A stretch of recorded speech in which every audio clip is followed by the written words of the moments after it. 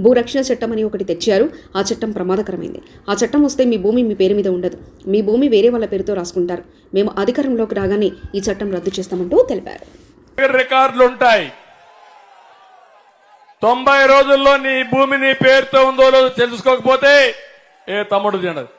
తెలుసుకోకపోతే ఆ భూమి ఇంక నీది కాదు. మళ్ళా కోర్టులు కూడా పోయే పని లేదు. జిల్లాకు ఒక కోర్టు ఉంటుంది. వీళ్ళందరూ చాలా భయంకరంగా కొత్త చట్టాన్ని తీసుకొచ్చారు. రైతుల భూములకి రక్షణ లేని పరిస్థితి తీసుకొచ్చారు.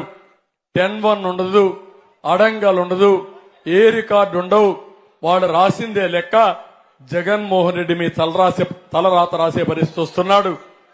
ఇది వస్తే ఇంకా మీకు ఇంకెవరు ఈ రాష్ట్రంలో ఉండలేం. మన భూములు మన కాదు. ప్రత్యర్థుల్ని ఇంకేం చేస్తారో నాకే తెలియదు. మామూలు వాళ్ళు కూడా మనం బానిసలుగా బతికే పరిస్థితి వస్తుంది. ఇది చాలా ప్రమాదమైన యాక్టు.